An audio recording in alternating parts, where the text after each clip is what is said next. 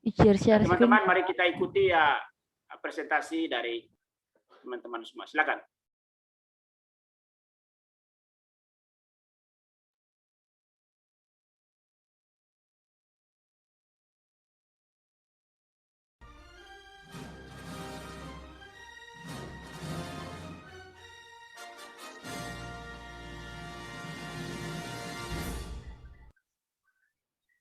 Selamat siang kepada Pak Justinus dan rekan-rekan sekalian.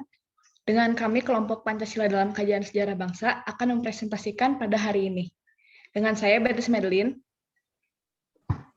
Saya Clarin Aprilia. Saya Alvina Audrey. Saya Tankiviana Geraldine. Dan saya Trivena Amanda. Selamat menyaksikan.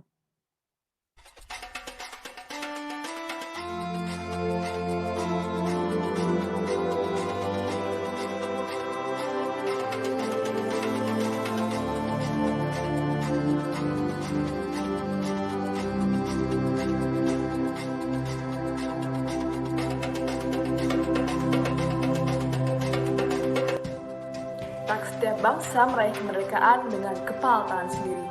Tak semua bangsa memproklamasikan kemerdekaan dengan suara yang mandiri. Indonesia adalah cerita yang berbeda. Bangsa yang berdarah-darah menggapai merdeka. Yang berdaulat dengan segenap usaha, yang meregung merdeka bukan sebagai hadiah cuma-cuma. Hasil padu padan angkatan tua yang wasita dan angkatan muda yang berdera penuh gelora. Itulah mengapa 17 Agustus bukan sekadar titik mangsa. 17 Agustus menjelaskan siapa sebenarnya Indonesia.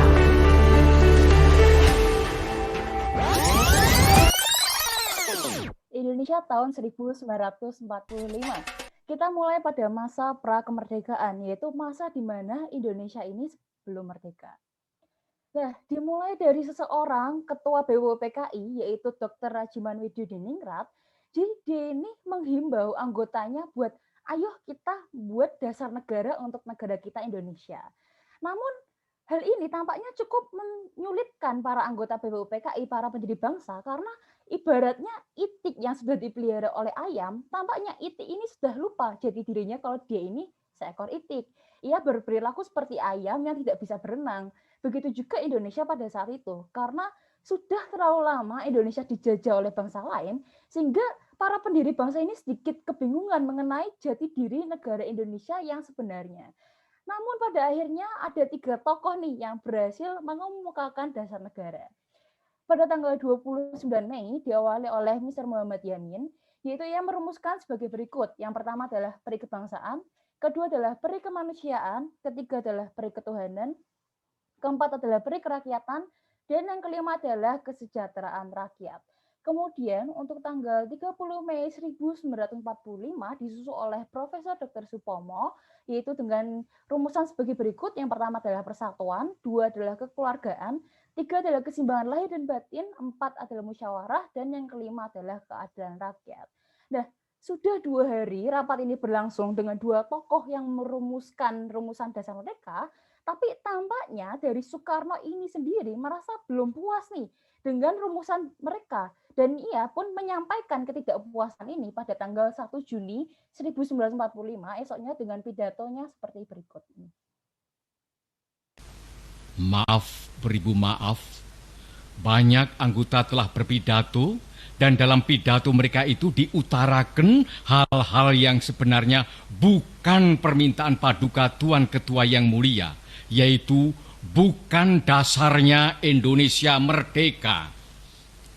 Menurut anggapan saya, yang diminta oleh paduka Tuan Ketua yang mulia ialah dalam bahasa Belanda filosofi grondslag daripada Indonesia merdeka.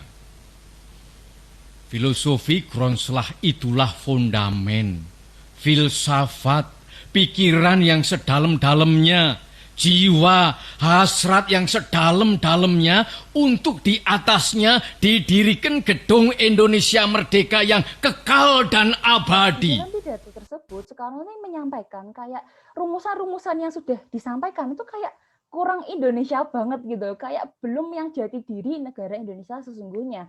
Makanya setelah ia berpidato seperti tersebut, ia pun merumuskan dasar negara yang ia rangka, yaitu yang pertama adalah nasionalisme atau kebangsaan Indonesia, kedua adalah internasionalisme atau perikemanusiaan, ketiga mufakat atau demokrasi, keempat kesejahteraan sosial, dan yang kelima adalah ketuhanan yang Maha Esa atau berkebudayaan. Dan tampaknya rumusan Soekarno inilah yang diolah kembali dan akhirnya menjadi Pancasila yang disahkan sampai sekarang ini. Tapi Soekarno tuh nggak sombong loh teman-teman. Soekarno itu nggak mau dianggap sebagai pencipta Pancasila, tapi ia lebih mau dianggap sebagai penggali dari Pancasila. Karena menurutnya Pancasila ini sudah sebagai khasanah budaya Indonesia atau aset budaya Indonesia yang sudah ada sejak zaman dahulu. Jadi contohnya ini, di Kerajaan Kutai, yaitu kerajaan pertama di Indonesia, di kerajaan ini sudah menganut namanya nilai sosial politik dan ketuhanan. Jadi buktinya apa? Buktinya kerajaan ini berbentuk kerajaan dengan sistem politik, kemudian mereka juga melakukan yang namanya kenduri. Jadi kenduri itu adalah makan besar dalam rangka meminta berkat kepada Yang Maha Kuasa. Kemudian mereka juga melakukan sedekah kepada para brahmana. Kemudian untuk yang kedua yaitu Kerajaan Sriwijaya. Mereka itu sudah punya yang namanya dasar kedatuan. Jadi seperti Pancasila pada zaman dahulu ya. Jadi di dasar kedatuan ini ada nilai-nilai Pancasila yang saling berkaitan. Contohnya ini, yang pertama ada nilai persatuan dan ketuhanan. Buktinya dari raja ini sebagai pusat persatuan kerajaan itu dengan kekuatan religius. Kemudian untuk nilai kemasyarakatan dan ekonomi, mereka ini sudah melakukan perdagangan dari pedalaman hingga ke negeri seberang seperti itu. Kemudian untuk kerajaan Majapahit, pada saat kerajaan ini di masa Hayam Wuruk dan Pati Gajah Mada, mereka ini berhasil mengintegrasikan Nusantara dengan kekuatan religius dan juga kekuatan kekeluargaan dari kerajaan-kerajaan yang ada di Jawa. Nah, pada saat zaman-zaman kerajaan-kerajaan tersebut sudah ada loh Pancasila versi zaman dulu di negara Kertagama karangan Pupra Panca dan Soma karangan Pupu Tantular. Jadi mereka ini sudah menyebutkan ada yang namanya berbatu sendi yang kelima dalam bahasa Sanskerta atau dalam Indonesia lebih disebut sebagai pelaksanaan kesusilaan yang kelima. Jadi ini adalah dasar hidup mereka pada zaman itu, yaitu ada satu, tidak boleh melakukan kekerasan, kedua, tidak boleh mencuri, ketiga, tidak boleh berjiwa dengki, keempat, tidak boleh berbohong, dan kelima, tidak boleh mabuk minuman keras. Makanya ini kenapa Soekarno bilang kalau dia itu lebih ke penggali Pancasila, karena ini nilai-nilai Pancasila sudah ada sejak zaman dahulu, bukan pencipta Pancasila.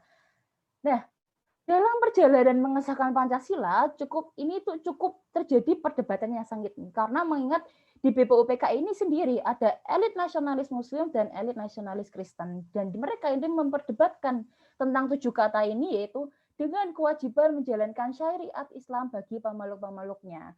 Dan setelah terjadi perdebatan panjang karena menganggap awalnya Indonesia itu harus berdasarkan agama, namun pada akhirnya Islam ini mau mengalah dan menginginkan agar Indonesia ini tetap bersatu setelah merdeka, akhirnya mereka mengganti 7 kata ini dengan ketuhanan yang Maha Esa. Makanya kita sampai sekarang ini mengenal Pancasila yang sudah disahkan ini dengan sila pertama ketuhanan yang Maha Esa. Soalnya masa selanjutnya dilanjutkan oleh rekan saya, Clarin. Setelah kita membahas tentang Pancasila, rasanya kurang lengkap nih kalau kita nggak membahas tentang sejarah kemerdekaan Indonesia. Next. Jadi, salah satu peristiwa dalam sejarah kemerdekaan Indonesia sendiri adalah pengeboman 2 kota yang ada di Jepang oleh sekutu. Hal ini itu dilatar belakangi oleh keengganan Jepang untuk menyetujui deklarasi Potsdam, di mana dalam deklarasi ini dituliskan bahwa Jepang harus menyerah tanpa syarat kepada sekutu. Nah, karena Jepang ini merasa enggan untuk menyetujui deklarasi tersebut, akhirnya Amerika atau sekutu pun memutuskan untuk melakukan invasi terhadap Jepang dengan menjatuhkan bom atom di 2 kota di Jepang. Yang pertama yaitu di kota Hiroshima, tepatnya pada tanggal 6 Agustus 1945.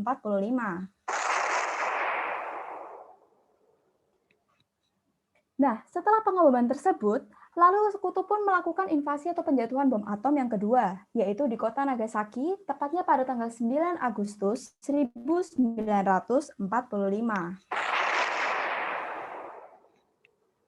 Setelah pengeboman dilakukan di 2 kota tersebut, yaitu di kota Hiroshima dan Nagasaki, Jepang pun akhirnya menjadi porak-poranda. Kotanya hancur lebur, dan akhirnya Jepang pun menyetujui deklarasi Potsdam dan menyerah tanpa syarat kepada sekutu. Lalu, apa sih dampak dari peristiwa sejarah ini terhadap kemerdekaan Indonesia sendiri? Jadi tepatnya 1 hari setelah pengeboman kota Hiroshima, terjadi pembubaran Badan BPUPKI yang kemudian diubah menjadi badan baru yang kita kenal sebagai PPKI atau Dokuritsu Junbi Inkai. Selain itu, setelah Jepang menyerah tanpa syarat kepada sekutu, Indonesia pun mempunyai kesempatan nih teman-teman untuk merdeka, di mana berita tersebut sampai di golongan muda dan golongan muda itu meningkat optimismenya untuk segera mendeklarasikan kemerdekaan Indonesia secara mandiri. Next. Nah, setelah kita mengetahui nih, kalau golongan muda itu memiliki optimisme besar untuk segera memproklamirkan kemerdekaan Indonesia, yang nantinya akan berujung pada suatu peristiwa yang kita kenal dengan peristiwa Rengas Dengklok, di mana peristiwa ini akhirnya berakhir dengan perundingan antara golongan tua dan golongan muda untuk membentuk teks proklamasi untuk kemudian diproklamirkan pada tanggal 17 Agustus 1945. Ternyata nih teman-teman, teks proklamasi yang kita kenal sekarang merupakan hasil buah pikiran dari tokoh-tokoh besar Indonesia. Di antaranya ada penyusun dan penulis konsep dari teks proklamasi ini sendiri adalah Bapak Soekarno dan akhirnya ditandatangani oleh Bapak Soekarno juga Muhammad Hatta atas usulan dari Soekarni yang merupakan anggota dari golongan muda. Next. Jika kita berbicara tentang Piagam Jakarta, sebenarnya Piagam Jakarta sendiri adalah dokumen yang merupakan hasil dari rapat Panitia 9 yang diketuai oleh Insinyur Soekarno, di mana dokumen ini terbentuk pada tanggal 22 Juni 1945. Dari sekian banyak paragraf yang terangkum dalam Piagam Jakarta, sebenarnya Piagam Jakarta ini memuat 2 garis besar atau 2 hal besar. Yang pertama, garis-garis pemberontakan melawan imperialisme, kapitalisme, dan fasisme. Dan yang kedua, memuat dasar pembentukan negara Republik Indonesia, di mana nantinya Piagam Jakarta ini akan disahkan oleh PPKI pada tanggal 18 Agustus 1945 menjadi pembukaan UUD 1945 seperti yang telah kita kenal saat ini. Namun tentunya dalam pembukaan UUD 45 seperti yang kita telah tahu telah terjadi perubahan pada sila pertama seperti yang dijelaskan oleh rekan saya Geviana sebelumnya. Next. Setelah proklamasi kemerdekaan terjadi, pada tanggal 18 Agustus 1945, terjadilah pengangkatan Presiden dan Wakil Presiden dari bangsa Indonesia, yaitu Presiden I.R. Soekarno dan juga Wakil Presiden Muhammad Hatta. Dengan adanya pengangkatan Presiden dan Wakil Presiden ini, sebenarnya Indonesia sudah mempunyai sistem pemerintahannya sendiri, yakni sistem pemerintahan presidensial, di mana Presiden dan Wakil Presiden memegang kekuasaan tertinggi dalam suatu negara. Namun sayangnya, semenjak dikeluarkannya maklumat Wakil Presiden nomor X tanggal 16 Oktober 1945 dan juga maklumat pemerintah tanggal 14 November 1945, sistem presidensial ini mulai bergeser nih dari sistem presidensial menuju ke sistem parlementer, di mana di sistem parlementer ini mulai terbentuk banyak sekali partai-partai politik yang akhirnya membuat banyak ideologi-ideologi baru bermunculan dalam kelompok-kelompok atau partai-partai politik tersebut. Yang akhirnya pada puncaknya pada awal dekade 1950-an muncul beberapa tokoh yang menginginkan interpretasi ulang terhadap dasar negara Indonesia, yaitu Pancasila. Di mana dari sekian banyak perspektif yang muncul dikelompokkan menjadi 2, yaitu Pancasila lebih dari sekedar kompromi politik atau kontrak sosial, dan perspektif kedua adalah Pancasila sebagai kompromi politik. Apa sih itu kontrak sosial? Jika kita ibaratkan sebagai sebuah menara nih teman-teman, kontrak sosial itu bagaikan pondasi dari menara, sedangkan negara Indonesia adalah puncak dari menara itu sendiri. Di mana ketika pondasi menara itu dihancurkan atau kontrak sosial itu dilanggar, maka hancurlah suatu negara yang tidak adalah negara kita sendiri, Indonesia. Selanjutnya akan dilanjutkan oleh rekan saya, Vena. Ya, sekarang kita masuk ke perjalanan Pancasila di era Orde Lama. Nah, sebenarnya Orde Lama ini dibagi ke dalam 3 periode. Yang pertama, tahun 45 sampai tahun 50, yang kedua tahun 50 sampai tahun 59, dan yang ketiga tahun 59 sampai tahun 66. Next. Di tahun 1945 sampai 1949 masuk ke dalam periode pertama. Rumusan Pancasila di tahun ini sama seperti Pancasila yang kita kenal, atau sama seperti Pancasila yang disepakati di sidang PPKI tanggal 18 Agustus 1945. Nah, kelima sila ini pasti kita semua udah tahu dong, jadi kita lanjut aja ya. Next. Mulai dari 14 Desember 1949, akibat perubahan bentuk negara menjadi bentuk serikat dikarenakan pendudukan wilayah Indonesia oleh Belanda, jadilah Indonesia harus menggunakan konstitusi RIS, yang artinya Pancasila juga berubah. Nah, ada sedikit throwback nih teman-teman. Sebenarnya sebelum Indonesia memutuskan untuk berubah menjadi negara federal, Indonesia dihadapkan pada pilihan yang sulit. Bagaikan makan buah si malakama, Indonesia dihadapkan pilihan untuk menerima tawaran Belanda, namun hanya menjadi negara bagian, bukan negara yang merdeka. Di sisi lain, Indonesia dapat menolak tawaran tersebut dan bisa menjadi negara yang merdeka. Namun, pilihan itu terlihat sangat susah dan hampir tidak mungkin untuk diwujudkan, karena Indonesia sudah dalam keadaan terkepung oleh negara boneka buatan Belanda. Nah, oleh karena itu, Indonesia memutuskan untuk menerima tawaran Belanda dan jadilah Pancasila berubah menjadi 1. Ketuhanan Yang Maha Esa, 2. Kemanusiaan, 3. Kebangsaan, 4. Kerakyatan, 5. Dan keadilan sosial. Next. Berlanjut ke periode 15 Agustus 1950 sampai 5 Juli 1959, Indonesia kembali ke bentuk negara kesatuan nih.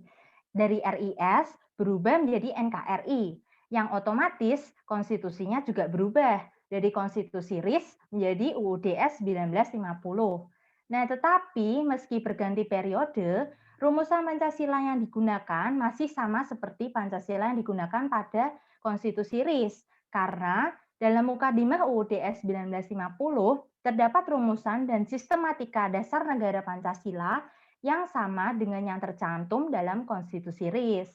Nah, di periode ini sebenarnya sistem demokrasi berhasil diterapkan melalui Pemilu 1955 yang dilakukan untuk memilih anggota konstituante. Akan tetapi, para anggota konstituante yang terpilih tidak dapat menyusun UUD seperti yang diharapkan Presiden Soekarno. Sehingga pada 5 Juli 1959, Presiden Soekarno mengambil langkah mengeluarkan dekret presiden yang berisi, pertama, pembubaran konstituante, kedua, Undang-Undang Dasar 1945 kembali berlaku, dan ketiga, pembentukan Majelis Permusyawaratan Rakyat sementara. Next. Periode yang terakhir berjalan dari tahun 1959 sampai tahun 1966. Pada periode ini, Presiden Soekarno dianggap menjadi otoriter karena ingin diangkat menjadi presiden seumur hidup. Nah, pada masa ini berlaku demokrasi terpimpin. Namun kita semua pasti sudah tahu dong kalau demokrasi terpimpin pada saat itu dalam prakteknya terkenal menyimpang. Nah, penyimpangan yang terjadi itu dikarenakan penyelenggaraan pemerintahan yang terpusat hanya pada seorang presiden dan lemahnya kontrol terhadap kebijakan-kebijakan. Selain itu, Soekarno juga malah menggabungkan paham nasionalis, agama, dan komunis seperti yang kita kenal sebagai Nasakom menjadi satu yang ternyata tidak cocok dengan NKRI. Nah, selain itu, muncul pertentangan politik dan konflik lainnya sehingga situasi politik, keamanan, dan ekonomi semakin memburuk. Dan puncak dari situasi tersebut adalah munculnya pemberontakan G30S PKI. Nah, dengan kondisi yang sangat kacau, maka Ir Soekarno pun dilengsarkan sebagai presiden melalui sidang MPRS. Era selanjutnya akan dijelaskan oleh rekan saya, Audrey. Nah, teman-teman, sekarang kita masuk ke era Orde Baru. Next. Jadi, era Orde Baru ini ditandai dengan pergantian presiden dari Presiden Soekarno ke Presiden Soeharto. Nah, seperti yang sudah dibilang sama Vena sebelumnya, pada akhir-akhir Orde Lama itu banyak sekali penyimpangan, sehingga pada era Orde Baru ini, pemahaman akan Pancasila itu berusaha untuk diperbaiki. Nah, meskipun teman-teman semua kebanyakan belum pada lahir waktu era ini, tapi kita semua pasti tahu lah ya gambaran kasar tentang Orde Baru ini seperti apa. Kita pasti tahu kalau Orde Baru ini era yang panjang sekali buat Indonesia. Terus pemerintahannya juga bisa dibilang ketat, militernya itu kental sekali saat itu, suka main tembak-tembakan pemerintahnya. Nah, oleh karena itu, masyarakat saat itu juga cenderung lebih takut gitu untuk menyimpang. Mereka taat sama peraturan-peraturan yang ada, termasuk taat sama Pancasila. Next. Nah, teman-teman, ini tanggal-tanggal penting yang terjadi sepanjang era Orde Baru. Dimulai pada 1 Juni 1967, itu tuh bertepatan sama hari lahirnya Pancasila. Saat itu tuh Presiden Soeharto berpidato. Inti dari pidatonya itu kayak Pancasila itu bukan sekedar semboyan doang loh, tapi Pancasila itu harus diamalkan dalam kehidupan kita sehari-hari. Nah, selanjutnya masuk ke tahun 1968, pemerintah tuh sadar bahwa orang-orang tuh belum seragam dalam mengucapkan Pancasila. Sehingga pada 13 April 1968, pemerintah mengeluarkan instruksi Presiden mengenai pengucapan Pancasila supaya semuanya lebih seragam. Nah, terus teman-teman, untuk melanjutkan pidato yang di awal tadi, kan Pancasila itu harus diamalkan dalam kehidupan sehari-hari. Oleh karena itu, pada 22 Maret 1978 dikeluarkanlah Eka Prasetya Pancakarsa. Eka Prasetya Pancakarsa ini apa sih? Ini tuh pedoman kita dalam mengamalkan Pancasila.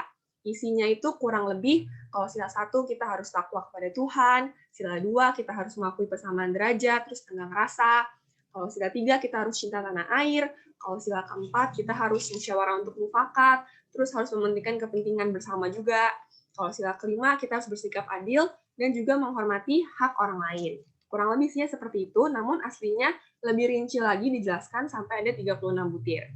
Nah, lanjut pada awal-awal tahun 1980-an, saat itu tuh politik bisa dibilang dalam keadaan yang kurang baik gitu. Ada golongan keagamaan yang beraspirasi, mereka merasa kayak, kok Pancasila ini seperti diagamakan ya? Nah, tapi untungnya saat itu pemerintah itu bisa dibilang cukup cepat bertindak, sehingga mereka langsung menolak, langsung bilang, enggak kok Pancasila itu bukan diagamakan, Pancasila itu justru ideologi kita yang buat kita jadi lebih bersatu. Sampai pada puncaknya, pada Agustus 1982, dikeluarkanlah Asas Tunggal, di mana Asas Tunggal itu isinya, semua partai politik harus mengakui Pancasila sebagai pemersatu bangsa. Lalu pada tahun 1994, Eka Prasetya Pancakarsa yang tadi dirombak lagi menjadi 45 butir. Next. Nah, ini penjelasan lebih lanjut mengenai instruksi Presiden yang tadi, tepatnya ada instruksi Presiden nomor 12 tahun 1998. Ini pengucapan Pancasila yang kita pakai sampai sekarang. Bunyinya itu 1. Ketuhanan yang Maha Esa. 2. Kemanusiaan yang adil dan beradab. 3. Persatuan Indonesia. 4. Kerakyatan yang dipimpin oleh hikmat kebijaksanaan dalam permusyawaratan perwakilan. 5. Keadilan sosial bagi seluruh rakyat Indonesia. Next. Selanjutnya ini tentang Eka Prasetya Pancakarsa. Tepatnya itu ada di Ketetapan MPR nomor 2 tahun 1978. Ini tuh berasal dari bahasa Sanskerta sebenarnya, di mana kalau kita artinya itu tekad tunggal untuk melaksanakan 5 kehendak utama, yaitu Pancasila. Next. Selanjutnya ada, ini perbandingan Eka Prasetya Pancakarsa yang versi tahun 1978, yang totalnya ada 36 butir, sama yang versi 1994, yang versi 45 butir. Seperti yang teman-teman lihat, ada yang ditambah dan juga ada yang dikurangkan. Next. Nah, selanjutnya adalah ancaman pada masa Orde Baru. Ini tuh sebenarnya mulainya awal-awal tahun 1990-an. Ancamannya ini karena banyak pengaruh global yang masuk ke Indonesia. Kenapa bisa jadi ancaman? Karena pengaruh global itu membuat masyarakat Indonesia tuh jadi lebih pintar, jadi lebih luas pandangannya, jadi lebih kritis, sehingga mereka juga mulai berani mengkritisi pemerintah gitu. Contoh kritiknya itu kurang lebih kayak katanya menjalankan Pancasila, tapi kenapa pemerintahnya itu nggak transparan, kenapa otoriter, korupsi di mana-mana, kurang lebih seperti itu kritiknya. Nah, tapi saat itu pemerintah kurang menanggapi sehingga kondisi tersebut tuh berlanjut sampai akhirnya Presiden Soeharto lengser pada tahun 1998. Selanjutnya akan dijelaskan oleh Beatrice. Nah, sekarang kita akan masuk ke dalam masa reformasi. Buat yang belum tahu arti reformasi itu apa, reformasi secara harfiah itu diartikan sebagai suatu pergerakan untuk memformat ulang. Sesuai kata reformat dalam bahasa Inggrisnya ya, memformat ulang. Nah, apa sih yang diformat ulang? Yang diformat ulang itu adalah hal-hal yang menyimpang, yang tidak sesuai dengan cita-cita rakyat, ke dalam bentuk yang semula yang dianggap ideal. Jadi masa reformasi Indonesia ini terjadi dari tahun 1998 hingga sekarang ini. Next. Sekarang saya akan menjelaskan kronologis dari masa reformasi di Indonesia. Jadi setelah hancurnya ekonomi nasional pada tahun 98 ini, maka timbullah gerakan yang dipelopori oleh mahasiswa, cendekiawan, hingga masyarakat yang menuntut adanya reformasi di bidang politik, ekonomi, maupun hukum. Maka pada tanggal 21 Mei 98, Presiden Soeharto secara resmi mengundurkan diri sebagai Presiden RI, dan inilah awal dari masa reformasi Indonesia. Next. Kemudian, B.J. Habibie diangkat menjadi presiden karena saat itu B.J. Habibie adalah wakil presiden dari Soeharto. Nah, pada saat B.J. Habibie sebagai presiden ini, larangan untuk berorganisasi, larangan untuk mengungkapkan pendapat, itu tuh udah dihapuskan. Bahkan para aktivis yang ditangkap karena dianggap tidak sejalan dengan pemerintah pun ikut dibebaskan. Oleh karena ini, masyarakat tuh merasa percaya diri bahwa mereka sekarang telah mendapat kebebasannya untuk berbicara maupun berekspresi. Namun, menurut peribahasa, jika kebebasan adalah pohon, maka kemakmuran adalah buahnya. Hal ini justru tidak sejalan dengan peribahasa tersebut, karena justru kebebasan inilah yang menjadi dampak negatif dari bangsa Indonesia, karena membuat nilai Pancasila ini menurun. Alasan tersebut diperkuat karena pada awal reformasi, muncullah fobia terhadap Pancasila di masyarakat Indonesia. Dasar negara ini seolah-olah tuh dilupakan, karena hampir selalu identik dengan rezim Orde Baru saat itu. Maksud dari fobia di sini adalah Pancasila tuh semakin jarang diucapkan, dikutip, dibahas, baik dalam kehidupan keternegaraan, kebangsaan, maupun kemasyarakatan. Next. Nah, dengan seolah-olahnya dikesampingkan Pancasila inilah yang akhirnya membuat ideologi Pancasila di Indonesia itu mulai terancam, yaitu di beberapa bidang, contohnya di bidang budaya, di mana kesadaran masyarakat atas keluhuran budaya bangsa itu semakin luntur, didukung lagi dengan pengaruh westernisasi dan modernisasi, maka terjadi dewesternisasi kepribadian bangsa, khususnya bagi moral generasi muda, seperti terjadinya seks bebas, komunikasi tidak beretika, peredaran narkoba, minuman keras. Kemudian dalam bidang ekonomi, walaupun pemerintah telah berupaya untuk menghidupkan kembali ekonomi pada saat itu, tapi tidak bisa dihindari bahwa tetap terjadi ketimpangan di berbagai sektor saat itu. Ditambah lagi dengan cengkraman modal asing dari luar negeri dalam perekonomian Indonesia. Dan terakhir, dalam bidang politik, terjadi disorientasi politik kebangsaan, di mana seharusnya aktivitas politik itu merujuk kepada perlindungan nasional masyarakat, namun hal ini justru dijadikan sebagai hasrat untuk berkuasa. Oleh karena itulah, timbullah ketimpangan dalam kehidupan bernegara ini. Bakal di luar tiga hal inilah terjadi beberapa aksi seperti anarkisme, vandalisme, konflik antar daerah, tawuran pelajar yang udah kita sering banget lihat di berita dan kita anggap biasa. Hal ini justru semakin mencerminkan bahwa nilai Pancasila tuh menurun. Next. Nah, jadi hal apa sih yang dilakukan untuk mengatasi menurunnya nilai Pancasila di Indonesia ini? Jadi, baik pemerintah maupun masyarakat itu sendiri telah menyadari bahwa di era reformasi ini, nilai Pancasila itu sudah menurun. Dari pemerintah sendiri, pemerintah telah mengeluarkan ketetapan MPR nomor 15 tahun 98 dengan tujuan untuk menetapkan Pancasila sebagai dasar negara Republik Indonesia secara normatif.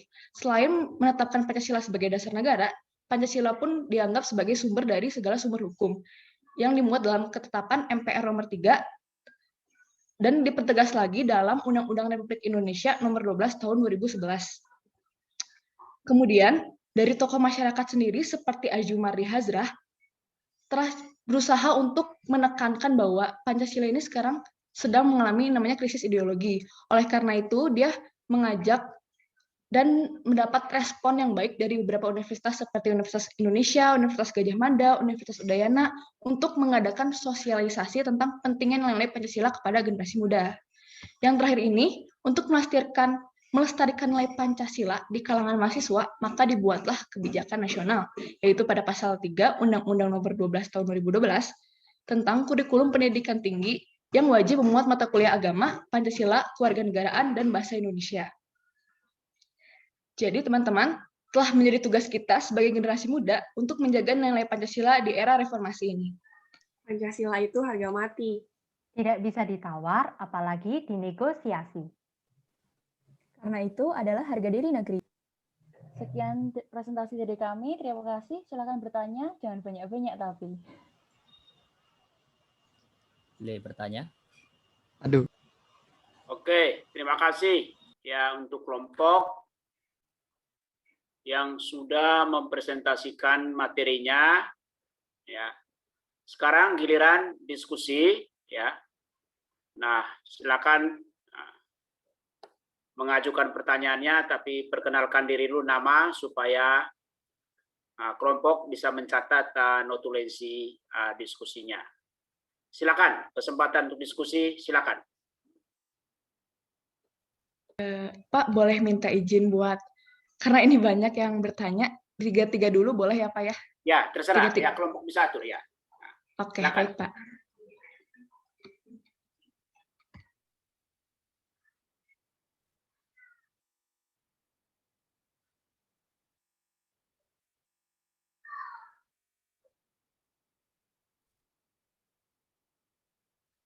Silakan. Ya, tadi yang pertama Andre ya, Andre. Iya. Boleh Andre? Oke. Perkenalkan saya Andre. Halo Andre. Pertanyaan, ya, pertanyaan dari saya itu akhir-akhir ini atau sekitar pertengahan bulan tahun 2020 gitu, itu ada mengenai RUU HIP atau haluan ideologi Pancasila. Di pasal 7 itu dia mengatakan bahwa ada pengubahan menjadi trisila dan ekasila, yaitu menjadi sosionasionalisme, sosiodemokrati, dan ketuhanan. Nah, mengingat juga bahwa ide dari trisila dan ekasila ini udah menjadi pidato di Soekarno pada rapat BPUPKI sendiri di tanggal 1 Juni 1945 itu. Nah, pertanyaan saya, apakah RUU ini akan terjadi, dan apakah kalau misalnya terjadi itu akan mengubah nilai Pancasila ini sebagai dasar negara? Itu pendapat dari kelompok bagaimana? Oke, baik. Makasih Andre. Ditunggu dulu ya sampai 3 pertanyaan. Siap. Selamat siang, saya Fiona. Saya ingin bertanya. Kan seperti yang kita tahu, Pancasila itu harga mati dan merupakan salah satu ideologi Indonesia yang berharga. Tetapi seperti yang kita tahu juga, zaman sekarang kan zamannya globalisasi. Banyak banget anak-anak muda yang sekarang ikut tuh yang namanya tren-tren di luar kan, tren-tren dari luar, dan mereka tuh merasa bahwa mereka sudah kayak ibaratkan melupakan yang namanya ideologi Pancasila. Mereka tidak berbuat atau mengamalkan Pancasila sebagai seharusnya, dan juga mereka juga menganggap Pancasila itu kuno. Jadi menurut kelompok 2 ini, bagaimanakah seharusnya masyarakat dan juga mungkin pemerintah untuk mengantisipasi fenomena sosial ini? Terima kasih.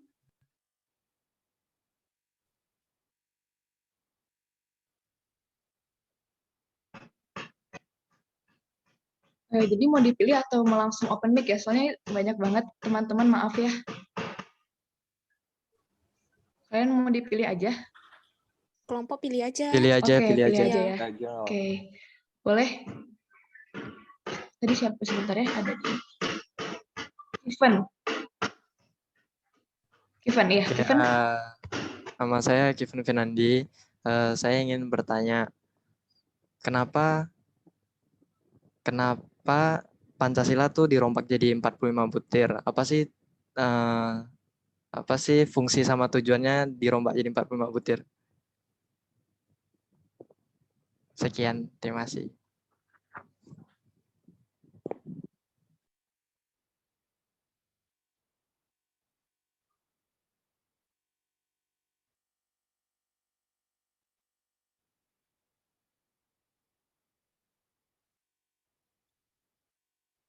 Tiga orang dulu ya, sesi pertama ya.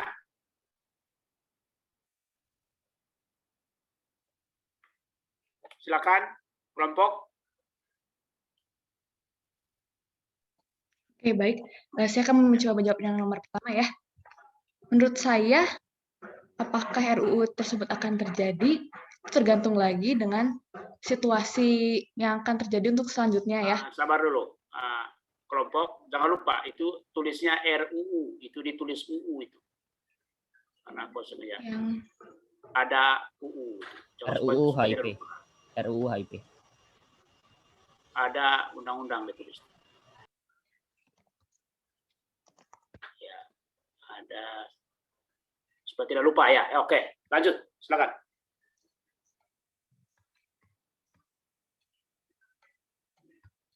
Ya, halo.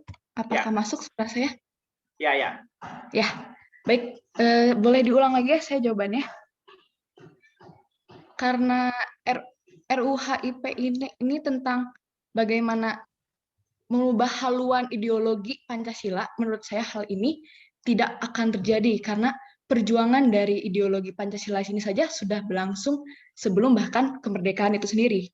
Telah dirancang baik-baik hingga kalaupun ini akan diresmikan, akan timbul kontroversial yang dari berbagai pihak, dari elit-elit negara, yang telah bahkan memperjuangkan ideologi Pancasila hingga saat ini. Begitu. Apakah cukup menjawab? Halo? Andre, itu jawabannya bagaimana? Apakah itu yang bisa mengubah ini? Bisa menggoyahkan Pancasila sebagai dasar negara? Sebenarnya di luar dari RUU ini, ideologi Pancasila di era reformasi ini tentu kan banyak diserang kan seperti yang kita tahu. Tapi bagaimanapun serangan tersebut terjadi, ideologi yang kita pegang saat ini tetap 5 dasar itu saja. Jadi menurut pendapat saya ini tidak terjadi gitu, tidak akan terjadi. Begitu. Walaupun ini sendiri itu merupakan ide dari pendulu kita yaitu Soekarno di pidatonya di BPUPK itu. Karena dunia juga berjalan dengan dinamis, gak cuma tentang hal-hal yang dari dulu saja, cuma perkembangan dinamis inilah yang menurut saya cocok dengan 5 dasar itu. Begitu sih pendapat saya kalau untuk RUU ini, Andre.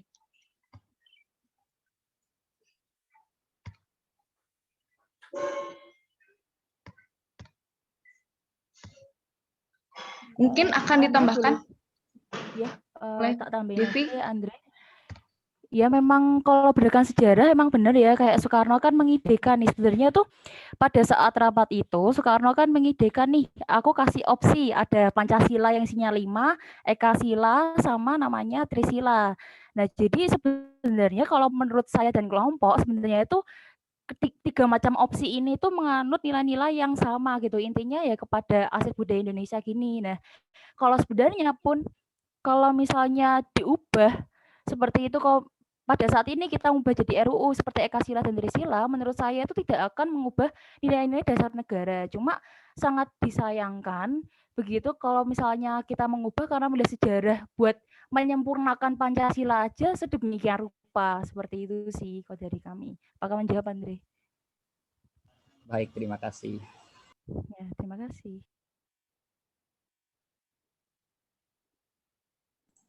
Oke, mungkin lanjut ke soal yang nomor 2 ya. Untuk soal nomor 2, dibilang kan banyak orang yang bilang Pancasila itu kuno. Terus bagaimana cara pemerintah dan masyarakat mengendalikannya? Sebenarnya sekarang pun udah banyak ya cara orang-orang untuk tetap mengingat Pancasila. Seperti yang udah dijelasin sama Beatrice waktu presentasi tadi. Di era reformasi sekarang itu, beberapa hal yang bisa dilakukan untuk mengingat Pancasila itu, contohnya, misalnya pas upacara kita selalu ucapin Pancasila. Itu nggak boleh di-skip.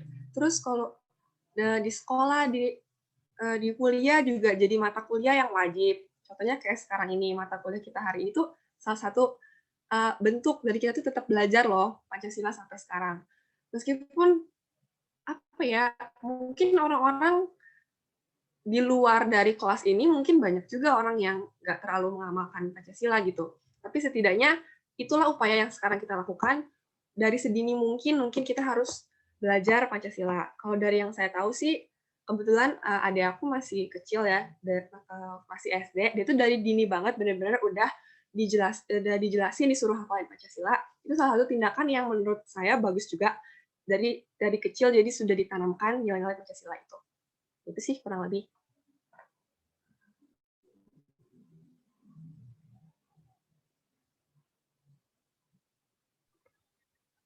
Baik, terima kasih. Nah, untuk menjawab pertanyaan yang ketiga yang dari Given, itu sebenarnya kenapa Pancasila bukan dirombak ya, tapi lebih ke diberi penjelasan secara rinci akan pengamalannya dalam dunia nyata atau pengamalan prakteknya.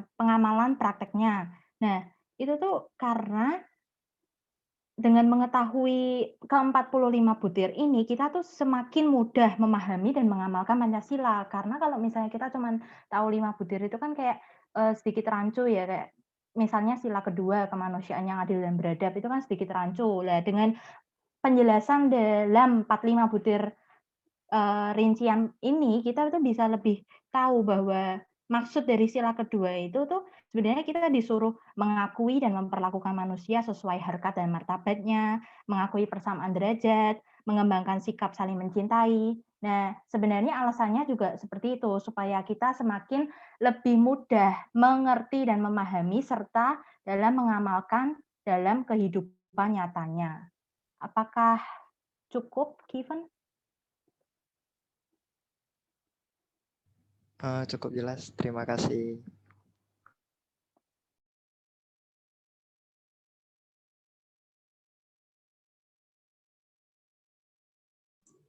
Selanjutnya yang kasih pertanyaan mungkin boleh Listio.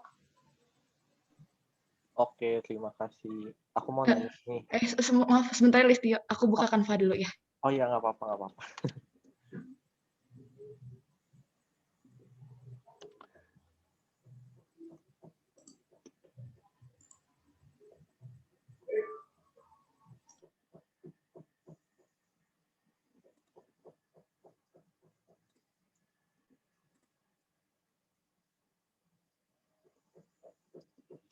Sudahkah?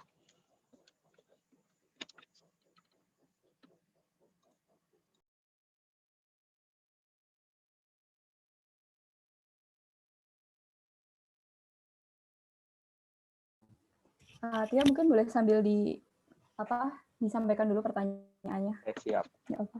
Aku mau nanya nih, kan Insinyur Soekarno itu pada saat awal kemerdekaan itu kan dia punya peran yang cukup besar banget kan, baik dari itu proklamasi maupun perumusan Pancasila itu kan semuanya Insinyur Soekarno kan. Terus kenapa sih sampai Bapak Insinyur Soekarno itu punya peran yang begitu penting banget dalam kemerdekaan Indonesia? Sebenarnya sebelum itu semua dia itu sebenarnya siapa gitu loh? Kenapa sampai dia bisa menjadi yang ngerumusin Pancasila maupun yang proklamasi dan bahkan menjadi presiden pertama Indonesia? Tuh. Terima kasih. Terima kasih, Tio. Mungkin untuk pertanyaan selanjutnya, boleh Norici? Halo, kedengeran nggak ya?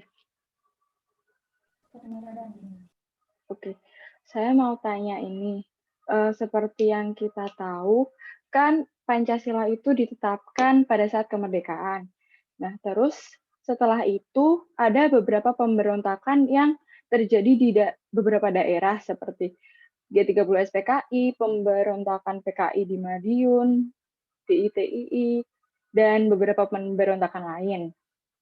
Nah, terus untuk sekarang-sekarang ini kan sudah tidak ada lagi pemberontakan, sejauh yang saya tahu itu pemberontakan untuk mengubah ideologi Pancasila itu kan tidak ada. Menurut kelompok 2, mengapa bisa seperti itu? Mengapa sekarang itu tidak ada lagi pemberontakan yang terjadi? Gitu. Terima kasih.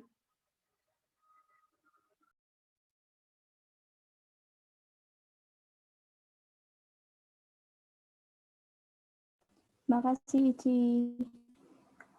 Kemudian untuk pertanyaan ketiga, boleh Handi? Iya, permisi. Saya Handi Safaldo ingin bertanya, seperti yang kita ketahui ya, bahwa para pahlawan dan pendahulu kita kan telah memperjuangkan kemerdekaan dan Pancasila kita. Tetapi mengapa para veteran yang dulu pernah memperjuangkan hal tersebut, mereka merasa tidak dihargai oleh pemerintah dan telah merasakan kemiskinan dan kesusahan di daerahnya. Dan apakah ada upaya pemerintah yang tidak kita ketahui? Jika belum ada, apa yang seharusnya mereka lakukan dan kita lakukan? Terima kasih.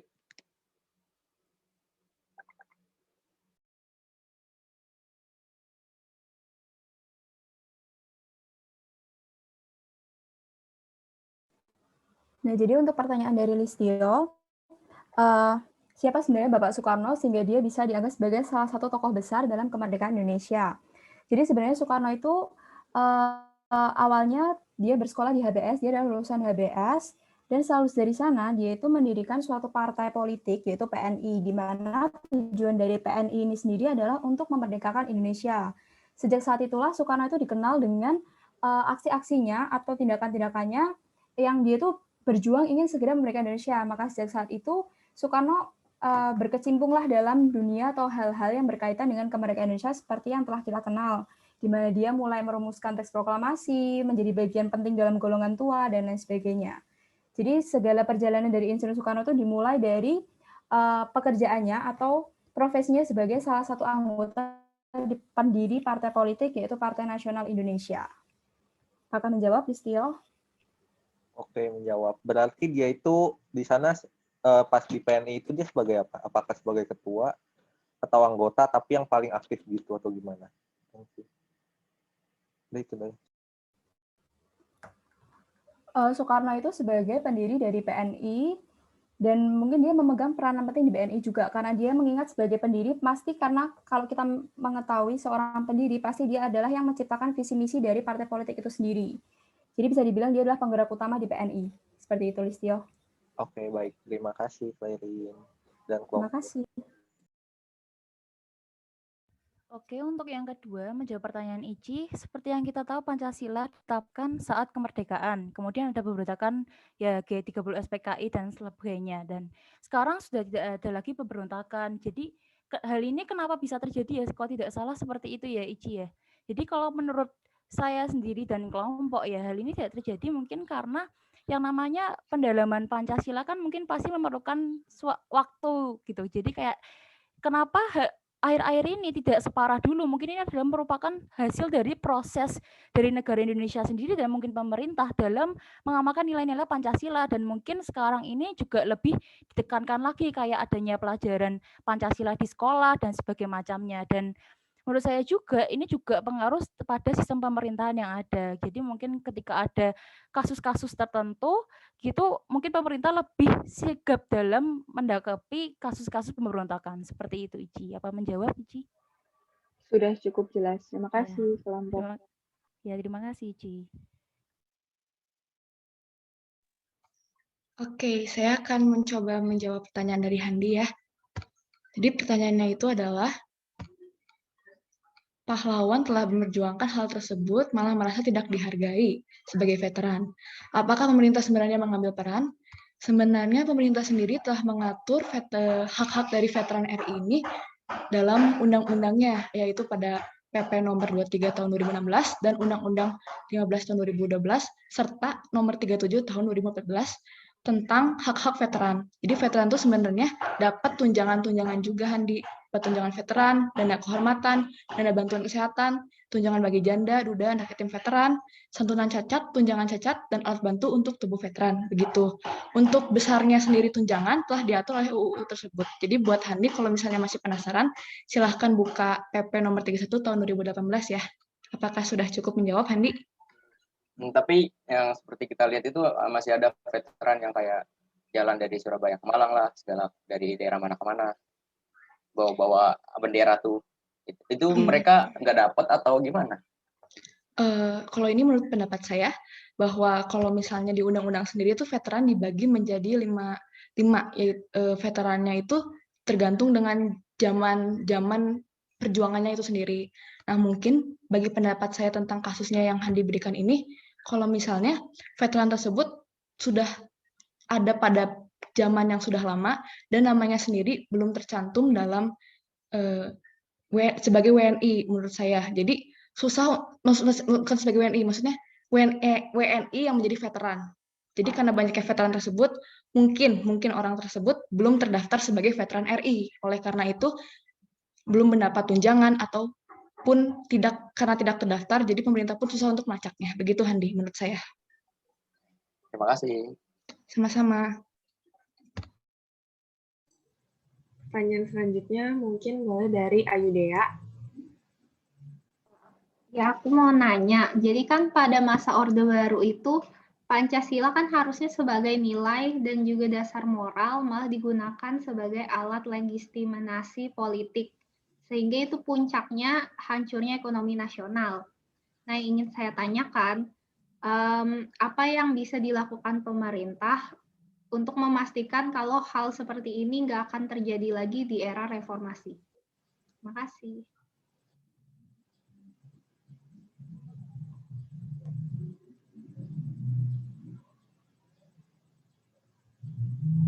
Selanjutnya boleh Livia. Saya mau tanya, saya menemukan bahwa rumusan Pancasila secara tertulis yang diajukan oleh Muhammad Yamin itu hampir persis sama dengan Pancasila yang disahkan menjadi dasar negara. Usulannya itu berbunyi sebagai berikut. 1. Ketuhanan yang Maha Esa. 2. Kebangsaan Persatuan Indonesia. 3. Rasa kemanusiaan yang adil dan beradab. 4. Kerakyatan yang dipimpin oleh hikmat kebijaksanaan dalam permusyawaratan perwakilan. 5. Keadilan sosial bagi seluruh rakyat Indonesia. Nah, pertanyaan saya, apakah mungkin bahwa sebenarnya Pancasila itu tidak ditemukan oleh Insinyur Soekarno, melainkan oleh Muhammad Yamin? Terima kasih.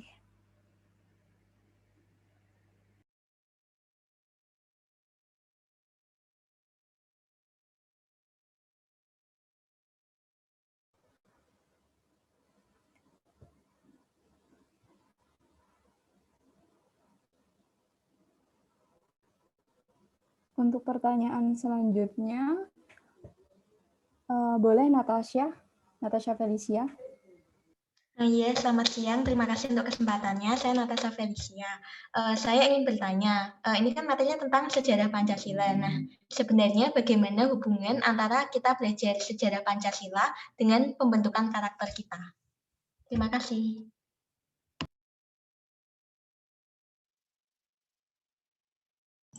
Oke, mungkin coba jawab yang nomor 1 dulu.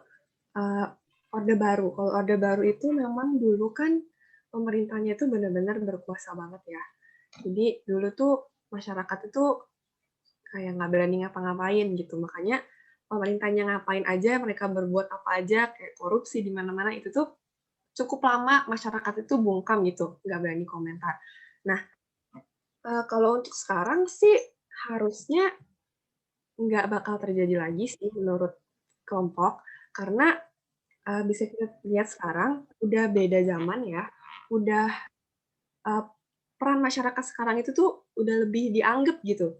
Jadi sehingga pemerintah pun lebih memikirkan aspirasi dari masyarakat. Jadi harusnya sih nggak akan ada lagi hal-hal yang seperti itu. Akan menjawab. Menjawab. Terima kasih. Ya.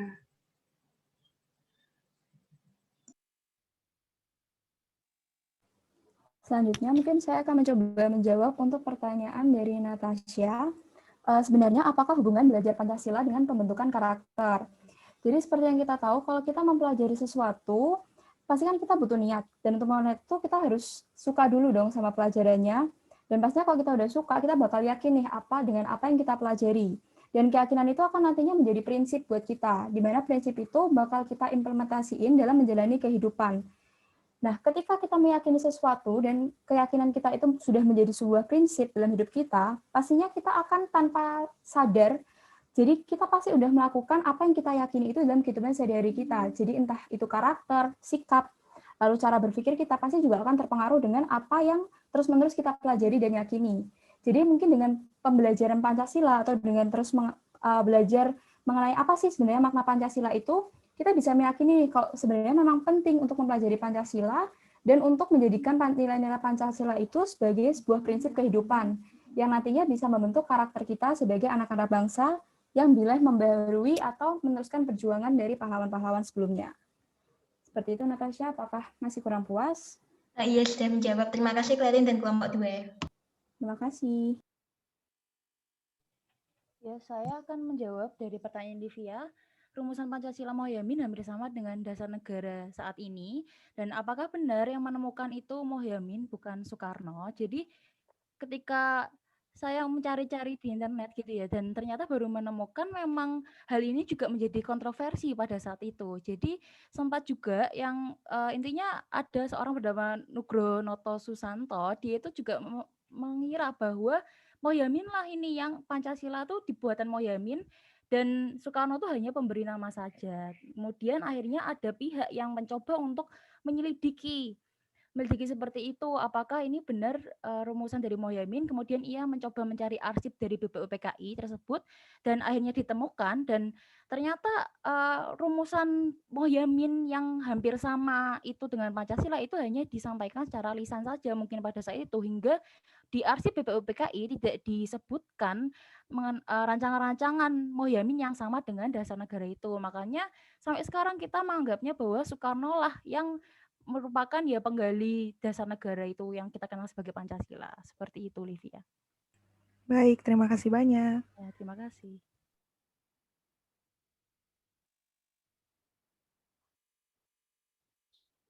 Sudah semua? Sudah semuanya? Belum, Pak. Masih banyak. Ya. Silakan. Ya, masih ada. Selanjutnya boleh mungkin Yuliana. Ya, selamat siang teman-teman. Terima kasih atas kesempatannya. Tapi Jadi ini yang terakhir ya. Sesi terakhir Pak. ya. Oke. Jadi kan pengalaman sejarah kita ini kan cukup pahit dan itu kan sangat mahal kan dibayar sama pahlawan-pahlawan kita. Nah, apa sih kekuatan dan kelemahan masyarakat Indonesia dalam sejarah mempertahankan dasar negara Pancasila ini? Terima kasih. Maaf, Anak. Ya, sebentar ya. Oke.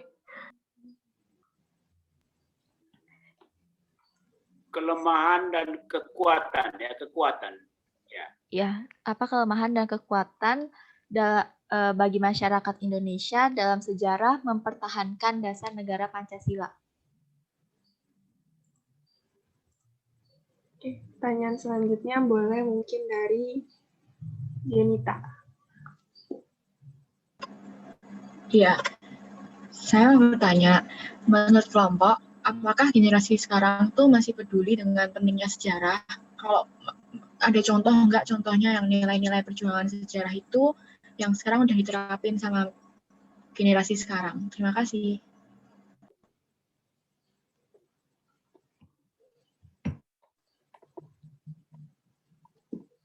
Pertanyaan terakhir boleh dari Dandi. Iya, nama saya Dandi, saya ingin bertanya. Tadi kan ada disangkut pautkan dengan bidang ekonomi ya. Nah, di situ saya masih bingung bagaimana hubungan antara Pancasila dengan bidang ekonomi di Indonesia gitu, dalam pelaksanaan ekonominya. Sekian, terima kasih.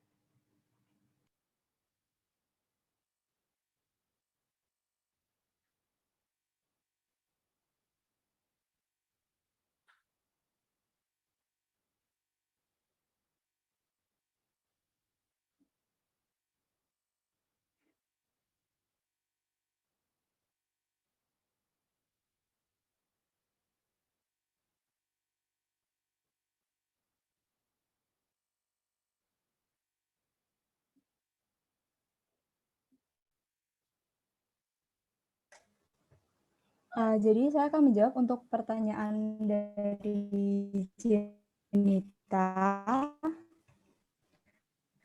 Apakah generasi sekarang masih peduli? Apa contoh kepedulian terhadap sejarah dari generasi sekarang ini? Jadi kalau menurut saya, kepedulian generasi saat ini terhadap sejarah itu tidak sekonvensional dulu ya. Kalau di zaman sekarang seperti kita tahu, di mana segala sesuatu sudah modern, banyak bentuk hal. Seperti misalnya, seperti yang kita tahu, banyak sekali YouTuber yang bermunculan peraturan saat ini, dan konten-konten mereka tuh ada juga yang menunjukkan entah mereka nanti seks sosial atau tes sosial. Jadi seperti mereka kayak berbagi, menyamar lalu berbagi kebaikan dengan orang-orang di sekitar yang mungkin kurang mampu, dan itu menurut saya pribadi sudah menunjukkan kepedulian anak muda saat ini terhadap sejarah, di mana seperti yang kita tahu pahlawan-pahlawan terdahulu tuh selalu mengedepankan kesejahteraan sosial dibanding kesejahteraan individu, dan itu tercermin dalam konten-konten YouTuber seperti itu, di mana mereka membantu orang-orang yang kurang mampu dengan kelebihan yang mereka miliki. Namun mungkin anak-anak sekarang tidak langsung hubungan, oh dengan saya berbagi berarti saya telah menghargai sejarah, namun mungkin itu sudah pemikiran mereka tidak sekonvensional itu, jadi tanpa sadar mereka sudah menghargai sejarah itu sendiri. Begitu, Jenita. Baik, terima kasih Clarin dan kelompok. Baik, selanjutnya saya akan menjawab pertanyaan dari Dandi. Jadi sebenarnya ekonomi Pancasila itu berasas kekeluargaan dan gotong royong. Kalau mau nanya undang-undang yang mengaturnya itu pun ada dari pasal 33 setelah amandemen ya. Kalau saya bacain ya kalau begitu. Yang pertama tuh perekonomian berdasarkan atas asas kekeluargaan disusun dengan usaha bersama. Kedua, sumber daya meliputi bumi dan air serta kekayaan alam lainnya dan terkandung dalamnya dikuasai oleh negara dengan tujuan untuk kemakmuran rakyat. Yang ketiga, negara menguasai cabang-cabang produksi yang penting bagi hajat hidup orang banyak. Yang keempat, perekonomian nasional diselenggarakan dengan prinsip kebersamaan atas dasar demokrasi ekonomi, efisiensi, berkeadilan, kejutan, perluasan lingkungan, kemandirian, dan menjaga keseimbangan kemajuan dan kesatuan ekonomi nasional. Yang terakhir, ketentuan lebih lanjut mengenai pelaksanaan pasal ini diatur dalam undang-undang lainnya. Begitu isinya, Dandi. Apakah sudah cukup menjawab? Sudah cukup, terima kasih. Terima kasih. Terakhir menjawab pertanyaannya Ana ya, apa kekuatan dan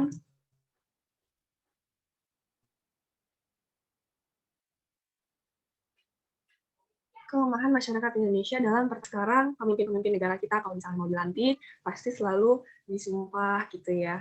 Itu pakai Pancasila juga, mereka pasti mengucapkan Pancasila. Maksudnya kita memilih pemimpin tuh yang masih taat gitu sama Pancasila, masih benar-benar mengamalkan Pancasila secara turun-temurun. Terus juga kayak tiap tahun perayaan hari lahir, perayaan kemerdekaan Indonesia itu tuh masih bisa dijalankan secara baik gitu sampai detik ini gitu, secara turun-temurun. Dan itu nggak dilupakan sampai sekarang. Itu mungkin kekuatannya sehingga membuat masyarakat juga bisa mencontoh hal yang baik lah dari sana. Kalau untuk kelemahan mungkin generasi muda mungkin ya, banyak pengaruh global, banyak yang kurang menyaring pengaruh dari luar, sehingga mungkin mereka lebih gampang terbawa arus. Kurang lebih seperti itu. Apakah menjawab? Iya, menjawab.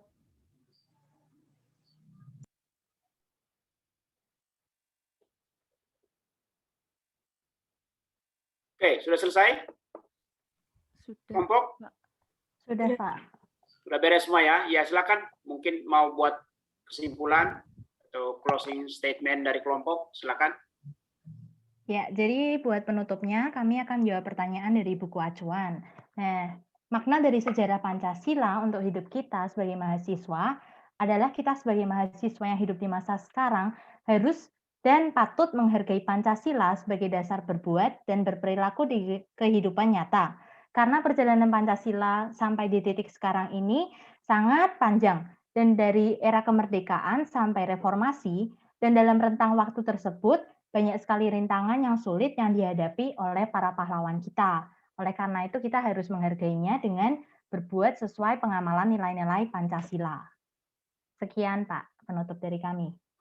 Ya, oke. Terima kasih. Ya, mari kita beri apresiasi kepada kelompok yang telah memberikan kita materi, lalu kemudian merespon setiap pertanyaan kita ya. Jadi mari kita tepuk tangan dari tempat kita masing-masing untuk kelompok hari ini. Ya, sekali lagi saya mengucapkan banyak terima kasih untuk kelompok yang sudah membagi materinya kepada kita semua pada hari ini.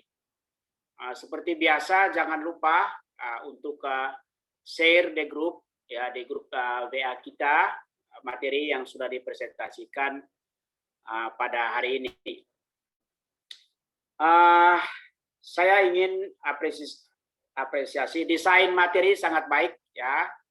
Lalu kemudian ya multimedianya juga oke, sangat baik.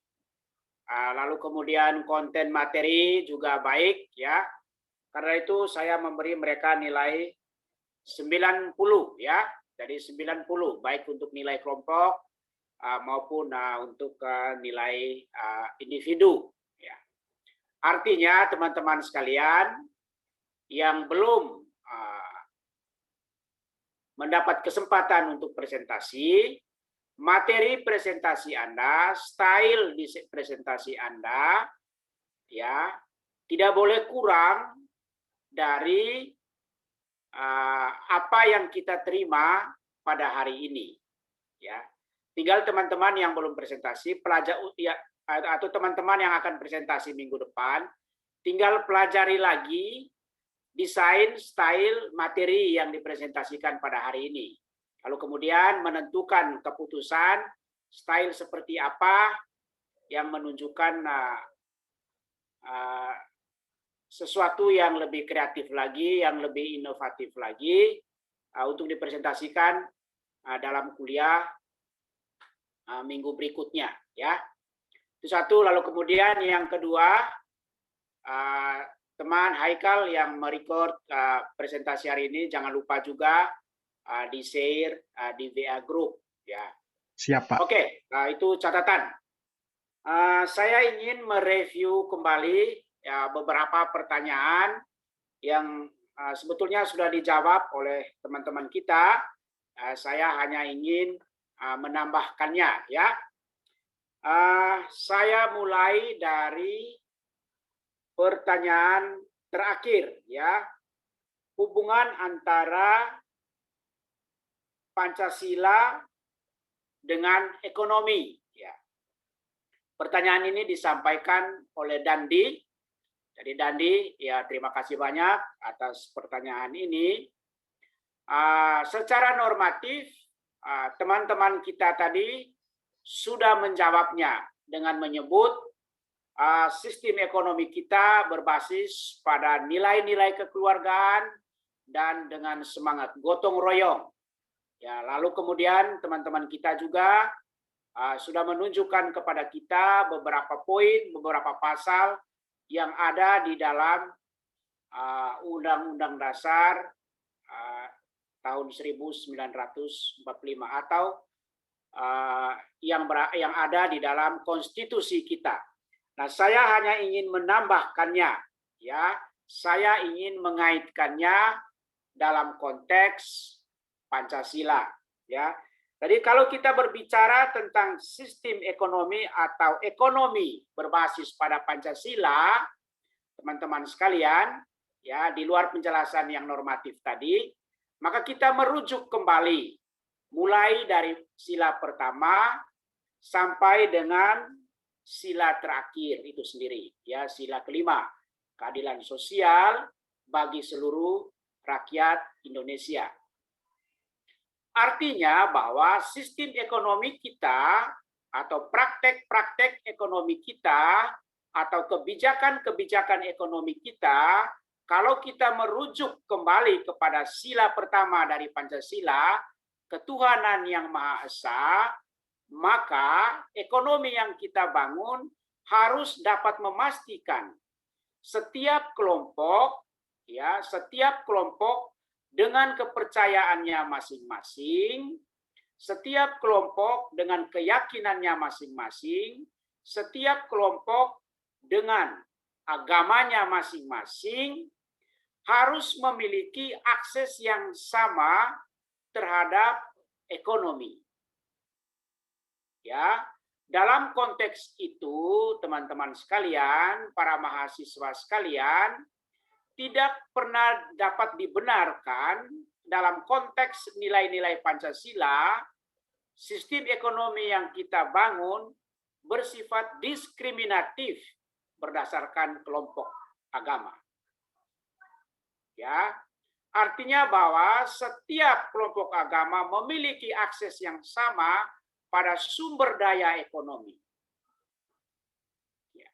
tadi sudah dijelaskan oleh teman-teman ya, kekayaan ya alam bumi Indonesia ini ya diusahakan oleh negara, dikuasai oleh negara untuk kesejahteraan begitu banyak orang. Artinya semua identitas agama harus bisa dipastikan memiliki akses yang sama. Kebijakan-kebijakan ekonomi kita tidak bisa dilakukan berbasis pada sistem atau spirit dari sebuah agama tertentu. Ya. Itu kalau kita merujuk kembali pada sila pertama Pancasila. Lalu kemudian, kalau kita merujuk pada sila kedua Pancasila, kemanusiaan yang adil dan beradab. Artinya bahwa sistem atau praktek ekonomi yang ingin kita bangun di dalam negara Indonesia ini ya tidak bisa didasarkan pada semangat eksploitatif. Semangat mengeksploitasi orang lain. Melainkan sebaliknya. Sistem ekonomi yang kita bangun harus dapat menciptakan sebuah kondisi sedemikian rupa di mana kemanusiaan kita sebagai manusia dapat bertumbuh dan berkembang dengan baik. Misalnya, ini misalnya, ya, kemanusiaan kita hanya dapat bertumbuh dan berkembang dengan baik jika setiap kita memiliki kesempatan yang sama untuk menikmati fasilitas pendidikan. Dengan demikian, maka sistem ekonomi yang kita bangun tidak boleh menciptakan kesenjangan sosial. Sistem ekonomi yang kita bangun, ya, dengan seluruh sumber daya alam yang dikuasai oleh negara itu, ya harus sedemikian rupa bisa menciptakan kesempatan bagi semua orang untuk mengembangkan kemanusiaannya. Tidak bersifat eksploitatif. Ya. Lalu kemudian kalau kita merujuk pada sila ketiga, ya, sistem ekonomi yang kita bangun, ya kan itu persatuan. Itu berarti bahwa tidak boleh menciptakan kesenjangan sosial. Ya, kesenjangan antara timur dan barat, ya, kesenjangan antara sekelompok orang dengan sekelompok orang yang lain, melainkan sebaliknya.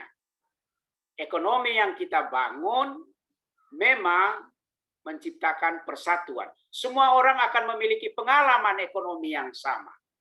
Itu ekonomi Pancasila. Lalu kemudian pada sila keempat, ya kita berbicara tentang kerakyatan ya, yang dipimpin oleh hikmat kebijaksanaan dalam permusyawaratan. Itu demokrasi. Ya. Jadi demokrasi yang kita maksudkan, kalau kita merujuk pada pemikiran Soekarno, bukan hanya demokrasi dalam bidang politik, tetapi juga demokrasi dalam bidang ekonomi. Demokrasi dalam bidang ekonomi maksudnya apa? Maksudnya adalah setiap warga negara memiliki kesempatan yang sama untuk mengalami kesejahteraan. Itu demokrasi ekonomi. Ya. Lalu kemudian keadilan sosial. Ingat, keadilan sosial bukan keadilan kelompok, bukan keadilan, apalagi keadilan individu, tetapi keadilan sosial. Keadilan sosial itu berkaitan dengan struktur sosial dan politik kita. Struktur sosial itu artinya yang paling tinggi levelnya itu adalah kebijakan. Artinya kebijakan-kebijakan yang dibangun harus memungkinkan setiap warga negara memiliki akses yang sama untuk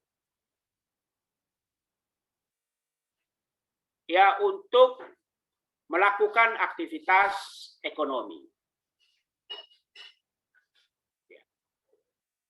Jadi itu satu. Lalu kemudian bisa juga dipahami sila yang kelima ini, artinya bahwa setiap warga negara harus dijamin oleh negara untuk dapat menikmati fasilitas-fasilitas sosial publik seperti pendidikan dan kesehatan, seperti masa tua, jaminan hari tua, jaminan pensiun, dan lain sebagainya. Itu keadilan sosial. Mengapa negara perlu melakukan intervensi untuk hal-hal begitu? Karena tidak semua warga negara, tidak semua kelompok warga negara memiliki kapasitas yang sama, kapasitas yang sama, ya, untuk mengusahakan bagi dirinya sendiri, untuk mengusahakan bagi kelompoknya sendiri kesejahteraan. Nah, dalam kondisi seperti itu, negara hadir memberikan jaminan. Kan tidak semua orang memiliki kapasitas yang sama untuk sekolah, kan? Gitu. Ada kelompok masyarakat, sebagian kelompok masyarakat dapat membayar sekolah, uang sekolah. Sebagian yang lain tidak bisa. Nah, dalam kondisi seperti itu negara hadir memberikan jaminan supaya semua kelompok warga negara dapat sekolah. Demikian juga untuk menikmati fasilitas kesehatan dan sosial yang lainnya.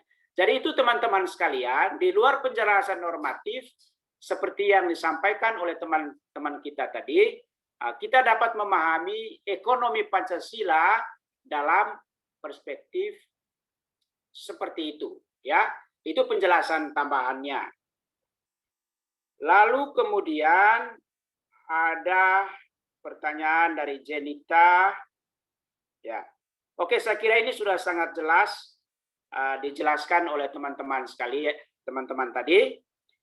Lalu kemudian ada pertanyaan dari Ana, apa kekuatan dan kelemahan masyarakat Indonesia dalam mempertahankan dasar negara Indonesia, dalam mempertahankan Pancasila, ya. Teman-teman sekalian, para mahasiswa dan mahasiswi sekalian, ya. Saya cukup optimis dan kita perlu optimis bahwa Pancasila itu memiliki dasar-dasar genealogis, genealogis pada kebudayaan kita sendiri. Kita mengambil contoh, misalnya, ya, agama Hindu dan Buddha masuk ke wilayah Nusantara ini kurang lebih pada abad 2-4 Masehi. Artinya, sebelum agama Hindu dan agama Buddha masuk, masyarakat di sini sudah memiliki keyakinan dan kepercayaannya sendiri. Lalu kemudian agama Hindu dan agama Buddha masuk dan dia berkembang dengan baik. Kita bisa menyaksikan artefak-artefaknya seperti Candi Borobudur, Candi Prambanan, dan berbagai macam peninggalan Hindu dan Buddha yang sangat mengagumkan. Itu mencerminkan bahwa masyarakat kita adalah masyarakat yang terbuka, masyarakat yang toleran, ya, masyarakat yang tidak anti pendatang, tetapi terbuka. Lalu kemudian, ya, setelah itu Islam masuk, ya, melalui jalur perdagangan dan berbagai macam jalur yang lain juga diterima. Padahal sudah ada Hindu dan Buddha. Lalu kemudian pada abad pertengahan kekristenan masuk juga diterima. Mengapa itu semua mencerminkan, itu semua merefleksikan bahwa secara genealogis masyarakat kita adalah masyarakat yang toleran. Masyarakat kita adalah masyarakat yang terbuka. Ya. Merefleksikan sejarah itu, maka kita memiliki dasar yang cukup kuat untuk beroptimisme bahwa Pancasila yang disebut sebagai atau yang disebut oleh Soekarno digali dari budaya bangsa Indonesia sendiri, itu artinya bahwa Pancasila, sekali lagi kita boleh beroptimis, itu dapat kuat karena dia tumbuh dan lahir dari gen sosial, gen budaya masyarakat kita sendiri. Jadi teman-teman sekalian, waktu tinggal 4 menit ya. Oleh karena itu, ya saya minta maaf, saya tidak bisa mereview semua jawaban, tapi mudah-mudahan pada kesempatan yang lain nanti kita punya waktu untuk mereviewnya satu persatu ya. Nah, sekali lagi saya mengucapkan terima kasih kepada kelompok yang sudah presentasi materinya pada hari ini, dan dengan itu saya mengakhiri sesi kuliah pada hari ini. Sampai jumpa pada minggu berikutnya. Ya. Ada yang mau menyampaikan sesuatu? Silakan. Pak. Cynthia, tidak terlalu dengar suaranya. Mau bicara? Pak, saya boleh izin screenshot? Ya. Boleh izin screenshot untuk bukti kehadiran, Pak? Oh ya, silakan. Ya. Sama mengingatkan untuk session log, Pak. Ya. Mengingatkan untuk session log. Oke ya, terima kasih ya. Nanti saya akan lakukan ya. Ya, untuk halaman pertama yang belum on cam. Oke, siap ya. 1, 2, 3. Untuk halaman kedua. Oke, 1, 2, 3. Oke, terima kasih. Oke, sampai jumpa pada minggu berikutnya. Terima kasih, Pak. Terima kasih, Pak. Terima kasih banyak, Pak. Terima kasih, Pak. Oke. Terima kasih, Pak. Terima kasih, Pak. Ya. Komisi Pak. 95, bagus Pak.